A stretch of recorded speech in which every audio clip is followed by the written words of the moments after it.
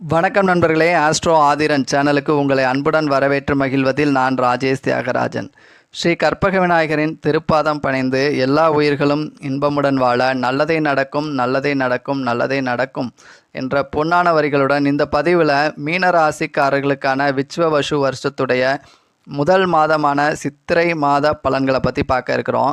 இந்த மீனராசிக்காரர்கள் அப்படின்னாலே ஒருத்தரோட பேசையில் ஒரு மகிழ்ச்சியாக, ஒரு சந்தோஷமாக, ஒரு சிரிச்ச முகத்தோட பேச்சை ஆரம்பிக்கக்கூடியவர்கள் அப்படின்னா இந்த மீனராசிக்காரர்கள் தாங்க. அதே மாதிரி இவங்களுக்கு பொதுவாக அந்த ஸ்ட்ரெஸ், மன அழுத்தம் அப்படின்றது ஒரு பிடிக்காத விஷயம். அதனாலேயே இந்த மன அழுத்தத்தை போக்கிக்கிறதுக்காகவே ஏதாச்சும் ஒரு விஷயத்தில் இவங்க மனதளவில் ஒரு ஈடுபட்டிருப்பாங்க அப்படின்னு சொல்லலாம். அதாவது ஒரு சிலர் எப்படின்னு கேட்டிங்கன்னா, இந்த ஃபேஸ்புக்கு, யூடியூப்பு இந்த மாதிரி விஷயங்களாக இருக்கலாம், இல்லை ஒரு சீரியல் பார்க்குறதா இருக்கட்டும், இல்லை ஒரு சிலர் இந்த தம் அடிக்கிறது, தண்ணி அடிக்கிறது. ஸோ ஏதோ ஒரு விஷயத்தில் இவங்க மனசை ஒரு ரிலாக்ஸ் பண்ணணும் அப்படின்ற ஒரு விதத்தில் தான் இந்த மாதிரி விஷயங்களில் ஈடுபடுவாங்க அப்படின்னு சொல்லலாம். ஸோ டென்ஷன் இல்லாமல் மனதளவில் ஒரு ஃப்ரீயாக இருக்கணும் அப்படின்னு நினப்பாங்க. ஸோ அப்படிப்பட்ட இந்த மீன ராசிக்காரர்களுக்கு இந்த சித்திரை மாதம் எப்படி இருக்கும் அப்படின்றத தெரிஞ்சுக்கிறதுக்கு முன்னாடி நம்ம சேனலோட அறிமுக நபர்களாக இருந்தீங்க அப்படின்னா மறக்காமல் பெல் பட்டன் அழுத்தி சப்ஸ்கிரைப் பண்ணிடுங்க. ஒரு லைக் பட்டனையும் ப்ரெஸ் பண்ணிடுங்க. இந்த சித்திரை மாதம் அப்படின்னா வேறு ஒன்றும் இல்லைங்க. உங்கள் ராசிக்கு 6ஆம் இடத்து அதிபதியான சூரியன் உங்கள் ராசிக்கு 2ஆம் இடமான மேச ராசியில் பயணிக்கக்கூடிய காலம்தான் இந்த சித்திரை மாதம் அப்படின்னு சொல்லுவாங்க. இந்த சித்திரை மாதத்துடைய கால அளவு அப்படின்னு எடுத்துக்கிட்டிங்கன்னா, வரக்கூடிய ஏப்ரல் 14ஆம் தேதியிலேருந்து மே மாதம் 14ஆம் தேதி வரைக்கும் இந்த இடைப்பட்ட காலம் வந்து சித்திரை மாதம் அப்படின்னு சொல்லுவாங்க. இந்த சித்திரை மாதத்தில் 2 முக்கிய கிரக பயிற்சிகள் இருக்குது. ஒன்று ராகுகேது பயிற்சி, இன்னொன்று குரு பயிற்சி.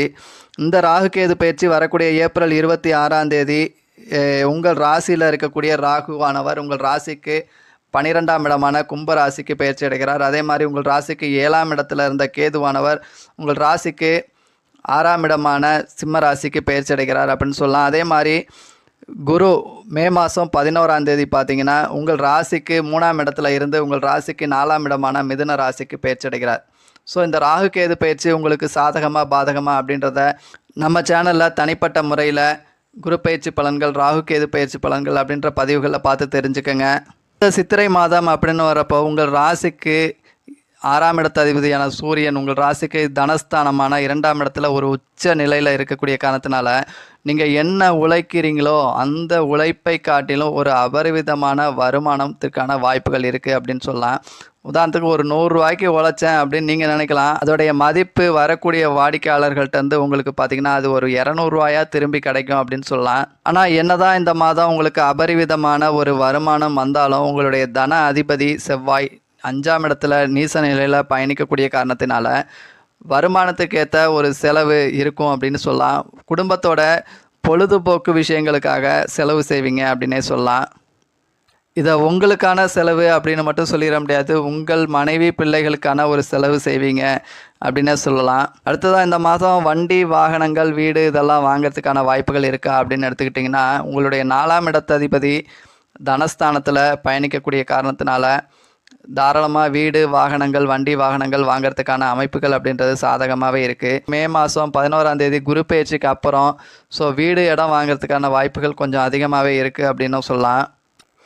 அடுத்ததாக இந்த மாதம் தொழில் எப்படி இருக்கும் அப்படின்னு எடுத்துக்கிட்டிங்கன்னா, உங்கள் ராசிக்கு 10ஆம் இடத்து அதிபதியான குரு உங்கள் ராசிக்கு 3ஆம் இடத்துல பயணிக்கக்கூடிய காரணத்தினால மார்க்கெட்டிங், தகவல் தொடர்பு சாதனங்கள் இது மாதிரியான துறைகளில் ஒரு நல்ல வரவேற்பு, பப்ளிக்கோட தொடர்புடைய துறைகள், வாடிக்கையாளர்களோட நேரடியான தொடர்புடைய துறைகளில் நிச்சயமாக தொழிலில் உங்களுக்கு ஒரு மதிப்பு, மரியாதை, உயர்வு இருக்கும் அப்படின்னு சொல்லலாம். மற்றபடி முதலீடுகள் சார்ந்த தொழில் அப்படின்னு வரப்போ குரு பயிற்சிக்கு அப்புறம் நீங்கள் உங்கள் தொழிலில் மாற்றங்களோ இல்லை இடமாற்றங்களோ முதலீடுகள் செய்கிறதோ குரு பயிற்சிக்கு அப்புறம் செய்யலாம். தாராளமாக சிறப்பாக இருக்கும். ஸோ இந்த குரு பயிற்சி வரைக்கும் கொஞ்சம் முதலீடுகள் அப்படின்றது கொஞ்சம் சிறப்பு இல்லை அப்படின்னு சொல்லலாம்.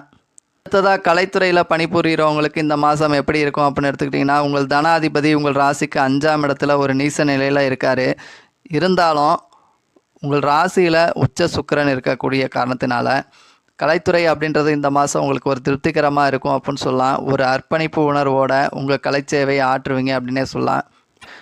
இருந்தாலும் மக்கள்கிட்ட இருந்து ஒரு போதிய ஆதரவு இல்லை அப்படின்றது உங்களுக்கு ஒரு சின்ன வருத்தமாகவும் இருக்கலாம். அடுத்ததாக கூட்டு தொழில் சிறக்குமா அப்படின்னு எடுத்துக்கிட்டிங்கன்னா, உங்களுக்கு 7ஆம் இடத்து அதிபதி உங்களுக்கு தனஸ்தானத்தில் பயணிக்கக்கூடிய காரணத்தினால கூட்டு தொழிலாளியோட உங்களுடைய சம்பாத்தியங்களை ஒரு சமமான முறையில் பகிர்ந்துக்குவீங்க. நிச்சயமாக 2 பேருக்குமே ஒரு சம அளவிலான லாபம் கிடைக்கும் அப்படின்னு சொல்லலாம். இந்த ராசியில் பூரட்டாதி நட்சத்திரம் 4ஆம் பாவத்தில் பிறந்தவங்க, உத்திரட்டாதி நட்சத்திரங்களில் பிறந்தவங்க, ரேவதி நட்சத்திரத்தில் பிறந்தவங்க இந்த மீன ராசிக்காரர்களாக இருப்பீங்க. இதில் இந்த பூரட்டாதி நட்சத்திரக்காரங்களை மட்டும் எடுத்துக்கிட்டிங்கன்னா, கடந்த பங்குனி மாதம் அப்படின்றது இவங்களுக்கு ஒரு போதாத காலம் அப்படின்னே சொல்லுவேன். நிச்சயமாக இந்த சித்திரை மாதம் பிறந்து ஒரு 10 தேதியில், சித்திரை 10 தேதியில் பார்த்தீங்கன்னா நிச்சயமாக உங்கள் பிரச்சனை உங்களை விட்டு விலகும். நிச்சயமாக இதிலேருந்து ஒரு ரிலீஃப் ஆயிடுவீங்க அப்படின்னு சொல்லுவேன். ஸோ பூரட்டாதி நட்சத்திரக்காரங்க பயப்பட வேண்டாம். ஸோ சித்திரை பிறந்து 10 தேதியில் உங்களுடைய பிரச்சனை சால்வ் ஆகும்னு சொல்கிறேன். ஸோ நம்ம ஒவ்வொரு மாதமும் தமிழ் மாதங்களின் அடிப்படையில் சில குறிப்பிட்ட தேதிகளை சொல்லிட்டு வந்துட்டுருக்கேன் பதிவோட எண்ணில். ஸோ அதன் அடிப்படையில் இந்த மாதம் பார்த்திங்கன்னா ஜனவரி மாதம் 14, 15 தேதிகளில் பிறந்திருக்கோங்க. மார்ச் மாதம் 8, 9, 10, 14, 15 இந்த தேதிகளில் பிறந்திருக்கோங்க. மே மாதம் 14, 15 தேதிகளில் பிறந்திருக்கோங்க. ஜூலை மாதம் 16, 17 தேதிகளில் பிறந்திருக்கோங்க.